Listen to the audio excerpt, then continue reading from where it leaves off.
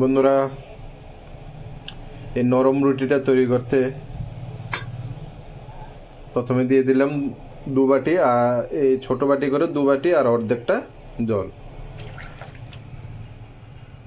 তার মধ্যে দিয়ে দিয়েছি ছোট চামচ করে 3 চামচ লবণ। এবার এই জলটা পুরো একদম ফুটে উঠলে পুরো ফোটার জন্য বসিয়ে দিয়েছি। জলটা পুরো একদম ফুটে উঠবে। দেখুন জলটা একদম সুন্দর ফুটে উঠেছে। এবার তার মধ্যে দিয়ে দেব আটা। সেম যে বাটিতে জল দিয়েছি সেই বাটি করেই 3 বাটি আটা নিয়ে নিয়েছি।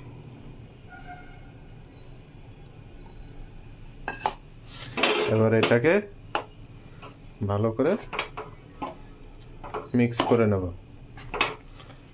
আর মিক্স করতে করতে যদি আটার বেশি নরম বা আটার দরকার হয় তখন সেটা ব্যবহার করব।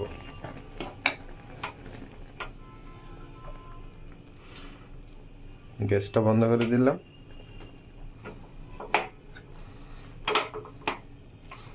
এরকম করে পুরো সুন্দর করে মেখে নেব।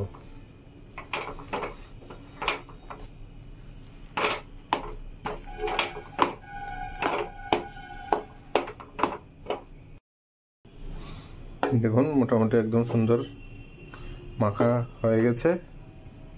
এবার এটাকে একটু হালকা ঠান্ডা হলে তারপর হাত দিয়ে একদম ভালো করে মাখতে হবে। একটু ঠান্ডার জন্য রেখে দেব 5 মিনিট, তারপর মেখে নেব। দেখুন সুন্দর করে হাত দিয়ে ঠেসে ঠেসে ভালো করে ঠেসে একদম সুন্দর করে মেখে নিয়েছি। এই দেখুন কতটা নরম, এই আটা আটা একটু ভাব। এবার এটাকে 10 থেকে 15 মিনিট ঢাকা দিয়ে রেখে দেব। 15 মিনিট ধরে রেখেছি। এবার এটাকে নিয়ে লাড্ডু করে নেব।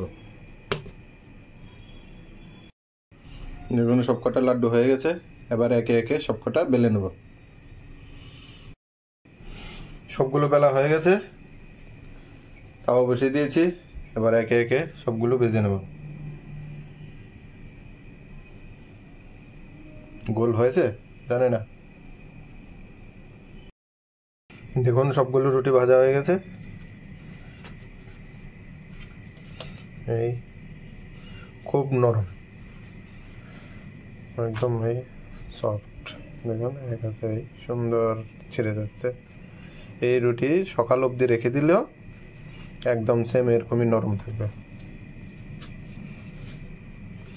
একবার ট্রাই করে দেখবেন। টাটা তাহলে।